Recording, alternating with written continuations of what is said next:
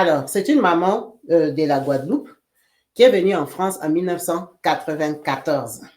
Elle vient, elle s'installe, elle trouve du travail et tout ça. Elle rencontre Paulin. Paulin, c'est un Guadeloupéen comme elle. Il travaille à la prison. Il est gardien des prisons et tout ça. Donc, il commence à se fréquenter.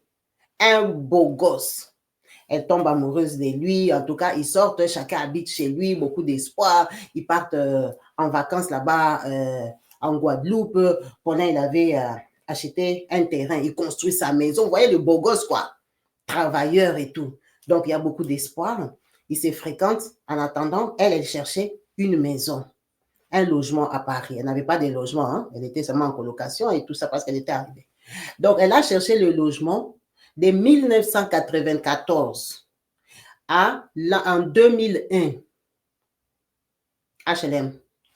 On vient lui donner son logement en 2001. Et en 2001, là, donc tout vient ensemble. Elle accouche en 2001 de l'enfant de son copain, Paulin, avec qui tout est confirmé. Mais seulement Paulin habite chez lui. Quand elle accouche son enfant, en fait, quand elle a aménagé, elle a fait 6 mois dans cet appartement-là. Paulin lui dit que lui, sa maison de Guadeloupe est terminée, Paris, il en a marre et tout et tout. Lui, il rentre vivre en Guadeloupe. Qu'elle vienne avec lui parce qu'ils ont un enfant maintenant. Elle dit, imagine une maison que j'ai pourchassée de 1994. J'ai fait 6 mois dans la maison.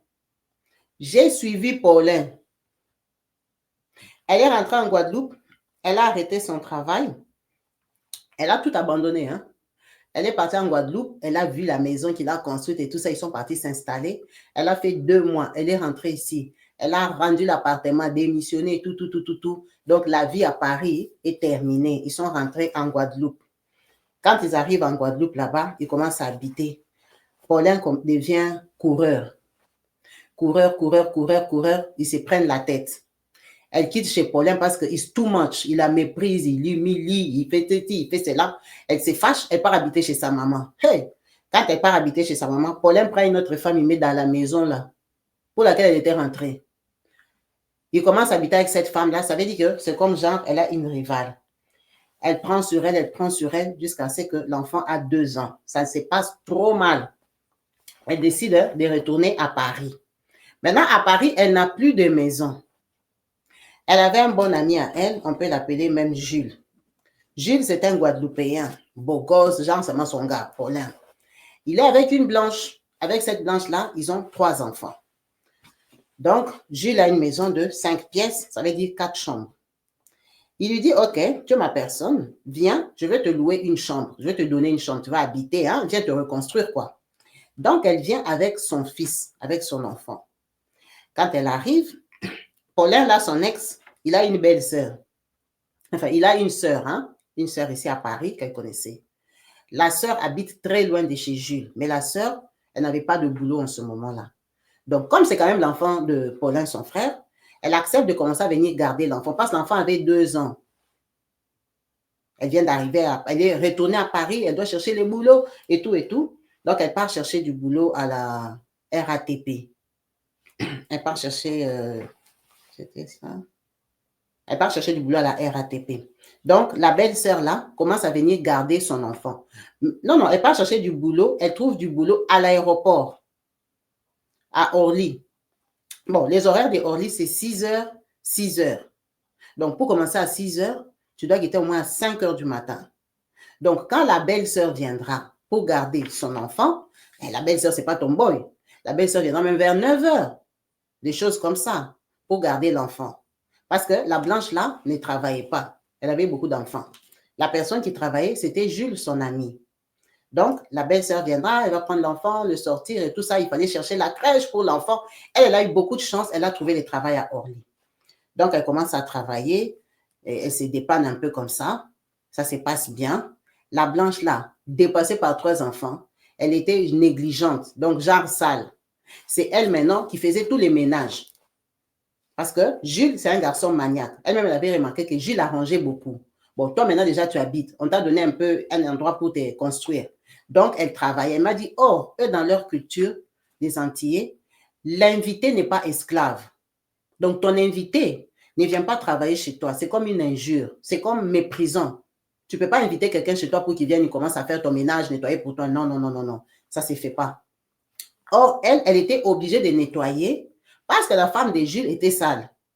Et maintenant, Jules, ça les mettait mal à l'aise parce qu'il connaît leurs origines. C'est genre, il ira les critiquer un jour. Donc, il n'aimait pas ça. Il était un peu irrité contre sa femme, des choses comme ça. Mais la femme, là, s'en foutait. Donc, ils habitent comme ça. Mais par contre, à chaque fois qu'elle était à la maison, si elle veut sortir, si sa belle-sœur n'est pas là, son enfant commence à pleurer. Son enfant veut partir. L'enfant met les mains. Tu vois comment l'enfant pleure, que tu sors avec mal au cœur, mal de cœur. Et c'est pourquoi mon enfant pleure comme ça. Tu vois vraiment que l'enfant ne veut pas rester. Un jour, elle est sortie, elle est rentrée. Eux, ils n'ont pas vu qu'elle est rentrée. Elle était dans la chambre, en fait. Et ils savaient qu'elle était déjà partie. Elle était avec son enfant dans la chambre. Elle dit, la maison de ce Jules-là, quand tu marchais au couloir, ça résonnait, hein, les bruits, quand tu marchais. Je crois que c'était en bois. Donc, Jules, où il s'est reposé, où il faisait comment? Son enfant à lui, Jules, a couru dans le couloir. Bou, bou, bou, bou, bou, bou. Jules s'est fâché. Mais c'est qui court comme ça dans le couloir? La femme de Jules, la blanche là, elle dit que c'est son enfant à elle. Pendant que son enfant s'appelle Kevin. Elle dit, c'est Kevin qui court dans les couloirs. Jules sort directement, attrape Kevin, il tape Kevin. Pendant que Kevin était avec elle. Kevin était avec elle. Donc, quand le temps que Jules sort, qui crie et tout ça, Kevin est sorti de la chambre. On a menti pour Kevin, on a tapé Kevin. C'est comme ça qu'elle sort. Elle dit, Jules, toi tu tapes mon enfant. Elle s'est fâchée, prise de tête. Malgré qu'il était très gentil avec elle, il a logé gratuitement. Ils se sont disputés. Elle lui a dit, tu tapes pas mon enfant, patati patata, ta femme c'est une menteuse, tu sais que tu as menti et tout ça. La femme là ne dit plus rien. Et ils sont surpris de la voir dans la maison. Elle a compris pourquoi son enfant pleurait le matin. À chaque fois qu'elle partait, l'enfant pleurait, on tapait l'enfant. Ça l'a énervé. L'enfant avait 2 ans et 5 mois. Donc, elle avait fait 5 mois à Paris. Elle venait de trouver le travail à Orly. Elle a dit non, je ne peux pas. Donc, son cœur s'est abîmé. Déjà, elle les a insultés. Elle a pété un câble, vous vous imaginez bien. Et maintenant, elle doit encore sortir, leur laisser son enfant. Elle a dit c'est trop pour elle. Elle a acheté les billets. Elle a pris son enfant. Elle est rentrée en Guadeloupe. Ça veut dire qu'elle a abandonné le travail d'Orly. Quand elle rentre en Guadeloupe, elle part pleurer chez sa maman là-bas. La maman accepte de garder son enfant.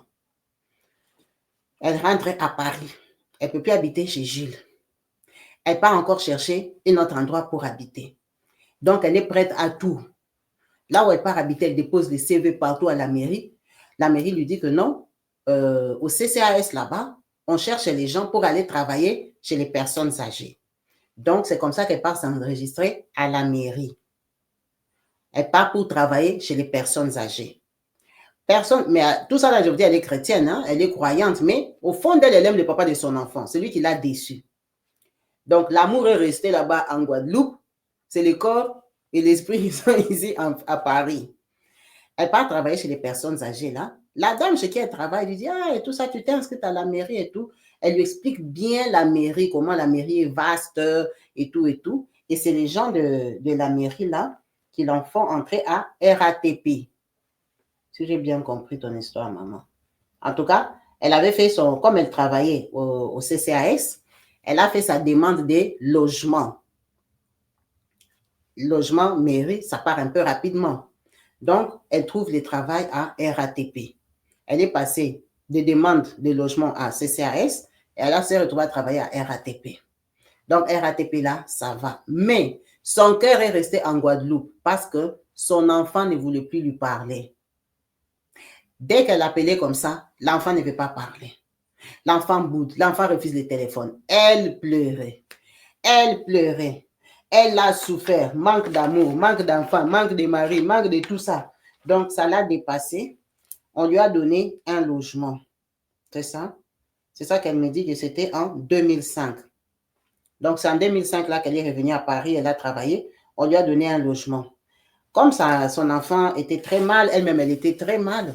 Dès qu'on lui donne le logement, elle dit encore qu'elle va retourner en Guadeloupe. Pourquoi? Parce que son gars là, Paulin, le papa de son enfant, c'est un embrouilleur en fait.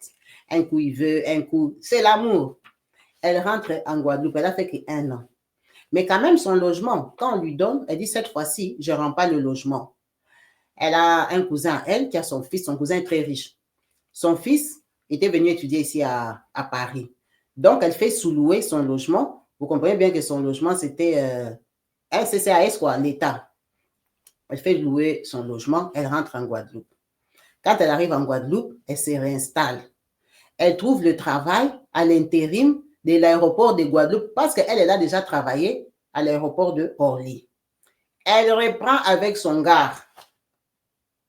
Mais son monsieur là, le papa de son enfant, il a déjà une autre femme avec qui il fait aussi des enfants.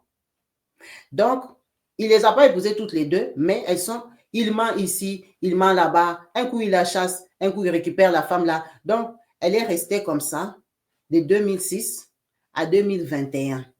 Donc, c'était aussi dans le but que mon enfant ait un papa. Elle s'est installée, c'est quand même chez eux. Il y a la famille, il y a tout le monde. Tu es plus à l'aise qu'être ici à Paris toute seule. Toute la famille en Guadeloupe. Donc, elle a supporté, mais elle a dit, le mépris était too much. Il a méprisé. Il la considérait pas. Mais il voulait être avec elle et il la méprisait en même temps. Donc, elle a trop pris sur elle parce qu'elle voulait aussi vivre avec son enfant, quoi. À un moment, ça l'a découragée. Les prières, elle n'arrive pas à récupérer le mari, là. Et elle s'est rendue compte que ce mari-là il était dans le mystique. Vous savez qu'eux aussi, parfois, ils ont un peu trop des fétiches, des choses comme ça, des vaudous et tout. Donc, elle et lui, ils n'avaient pas la même vision de la vie, quoi. C'est pour ça que ça ne pouvait pas tenir, parce qu'ils n'avaient pas le même Dieu. Donc, à un moment, elle dit, bon, écoute, je passe mon temps pour rien, je passe ma vie pour rien. À le suivre, je rentre à Paris. Donc, tout le temps qu'elle est restée à Guadeloupe, elle avait acheté une très belle voiture, elle était installée chez elle. Elle dit, je rentre encore à Paris parce que, aussi longtemps que je suis en Guadeloupe, je vais toujours suivre ce type ici. L'amour is too good, maman Léonie. C'est difficile de quitter quelqu'un que tu aimes, hein? Comme le pasteur Amadou a dit. Son âme, l'âme du garçon, là, était ancrée en elle. Donc, elle ne pouvait pas voir un autre garçon. Pour se faire violence, elle dit, je rentre à Paris. Elle décide de tout vendre, tout vendre. Or, la voiture, c'était une voiture à crédit. Et elle était intérimaire toutes ces années-là. Elle travaillait comme intérimaire, mais c'est des contrats qu'on te renouvelle, donc elle travaille à l'aéroport. Elle décide de vendre la voiture parce qu'elle n'avait pas les crédits. Elle n'avait pas fini les crédits. Le mari de sa sœur dit que je vais acheter ta voiture. Elle part, elle enlève l'assurance, elle lui dit, mets ton assurance. La voiture reste non assurée. Le mari de sa sœur, oh, je vais te donner l'argent si c'est à la fin du mois, si c'est comment. Donc, elle a déjà rendu la maison, tout, elle doit partir. Elle part voir la personne de la banque, que, oh, vendez ma voiture aux enchères.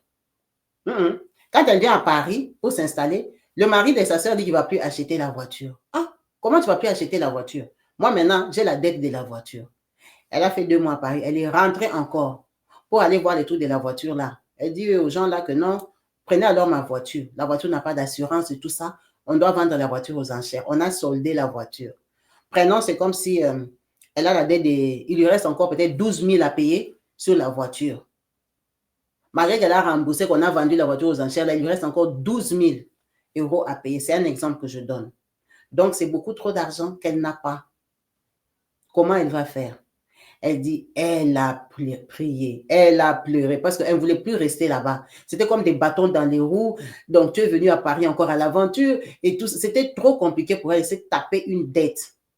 La dame là lui a dit, écoute, moi, je vais bloquer ton dossier. OK? On va faire comme si tu n'as pas vendu la voiture. Elle a dit parce que c'était la volonté de Dieu. En fait, elle était épuisée. Elle avait vraiment demandé à Dieu que je veux partir de la vie de ces garçons ici. C'est fini. Quelles que soient les conditions, moi, je pars. Oh, maintenant, partir avec une dette. Guadeloupe, là, c'est la France toujours. Donc, la dame l'a dit, on considère ton dossier comme s'il est à jour, en fait. On continue comme si tu es en train de payer la voiture. En fait, ton dossier, je le bloque. Personne ne saura que tu as la dette. Va chercher l'argent pour venir rembourser. Hein? Un système de remboursement parce qu'elle n'avait pas de boulot. Maintenant, avant de quitter la Guadeloupe, elle est partie faire son dossier, non? Que non, moi je vais quitter, je vais rentrer vivre à Paris et tout et tout. On lui dit qu'on va lui donner 5 000 euros. 5 000 euros parce qu'elle a travaillé en tant qu'intérimaire, elle a beaucoup cotisé. Ça veut dire que comme elle arrête le boulot et qu'elle change, là où elle part, elle n'a pas d'autre travail, donc les ascédiques lui ont viré cash comme ça 5 000 euros. Elle ne s'attendait pas. Elle a dit, ah, pour moi, ça c'est un bon départ, mais je ne peux pas prendre les 5 000 euros, je ne peux pas payer la voiture. Elle a pris ça, elle est venue avec à Paris. Donc, elle a délogé les jeunes là. Imagine un peu une maison qu'un jeune garçon restait habité, les meubles abîmés, tout est abîmé. Donc, elle a changé les trucs de sa maison. Elle a dit l'argent là, Kabibi. C'est parti comme ça en 3 semaines. Tous les 5 000 sont terminés. C'était comme la poussière. Elle n'a rien fait avec. Mais quand même, elle avait son logement. Quand elle arrive ici maintenant, elle commence encore à chercher le travail. Elle part tomber sur l'hôpital. Elle tombe sur un hôpital, je ne vais pas vous dire quand même où elle travaille. Elle tombe sur un hôpital à Paris. Là-bas, on l'embauche. Elle commence à travailler. Hein? Elle commence à travailler à l'hôpital. Donc, maintenant, ici à Paris, elle n'a pas de voiture. Là où elle habitait, c'est loin de l'hôpital. Elle s'est tapée des trajets. Bon, c'est loin, mais aussi, ce sont les RR là qui sont remplis le matin. Donc, quand tu montes, tu es debout comme ça, tu ne peux même pas respirer. Mais elle pouvait avoir sa propre voiture. Maintenant, elle priait pour avoir une voiture. Comment je vais acheter la voiture? Je n'ai pas l'argent, j'ai déjà la dette là-bas en Guadeloupe, donc je ne suis pas crédible. Elle n'a pas l'argent pour payer la dette, elle n'a pas l'argent pour acheter la voiture. Elle a que l'argent pour vivre. L'hôpital, elle était intérimaire. Elle est remplacée avant qu'on te prenne. Donc, prière, prière, prière. Seigneur, je vais sortir comment de cette dette? Et en attendant, tu as laissé l'enfant là-bas. Tu as laissé l'enfant, il faut qu'on s'en occupe. Tu dois envoyer l'argent. En fait, elle n'avait pas d'argent. Elle dit, Kabibi, est-ce que tu sais que moi, en Guadeloupe, on m'avait payé les 5 000 euros là. On a dit que je suis devenue comme demandeur, non? Au Pôle emploi. Pôle emploi lui a payé les 5 000 euros. Elle est arrivée ici. Elle a trouvé le travail. Elle part, elle déclare ce qu'elle gagne. Mais Pôle emploi lui paye l'argent. Donc, tellement qu'elle ne savait pas comment s'en sortir, elle dit, elle, Dieu lui a donné l'argent. Elle considère ça comme ça. Pourquoi? Parce que c'est comme si Pôle emploi a calculé que tout le temps qu'elle a travaillé en Guadeloupe là, on lui a donné non seulement 5 000 euros, peut-être Pôle emploi lui verse comme 1 100 ou 1 200 euros chaque mois. Pendant qu'elle a déjà trouvé un travail à l'hôpital. L'hôpital aussi lui paye comme 2 000 euros. Mais Pôle emploi continue à lui payer les 1 100 euros là. Elle part, elle déclare que je travaille parce qu'elle ne pointe même plus. Pôle emploi continue seulement à payer. Elle dit, tu sais que ça m'a payé comme ça tout l'argent que je devais pour la voiture. Donc, Pôle emploi l'a payé l'argent, c'est l'argent là qu'elle a remboursé. Elle dit que ça là, un jour, ça va chauffer sur ma tête. Ça n'a jamais chauffé sur sa tête. Au Pôle emploi, il n'y a pas de traces qu'on lui a payé là. Donc, elle n'a pas compris comment on lui a payé l'argent là. Elle a remboursé la voiture de Guadeloupe. Elle a même acheté une voiture ici avec l'argent de Pôle emploi qui était comme un surplus. Et puis seulement l'année a changé comme ça. Tout doudou, ça a arrêté de passer. On ne lui a jamais écrit des lettres. Rien du tout. Rien. Nothing. Elle a trouvé son travail. Donc ici, à ce jour, elle a racheté une autre voiture. Elle a fait revenir son enfant. Maintenant, elle habite avec son enfant ici parce qu'elle s'est bien réinstallée. Elle a redemandé une autre maison par rapport à l'hôpital. On l'a logée maintenant pas très loin de l'hôpital. Donc, la première maison qu'on lui avait donnée là, finalement, elle a changé parce que quand tu as fait un certain nombre d'années dans un appartement, tu peux demander de changer.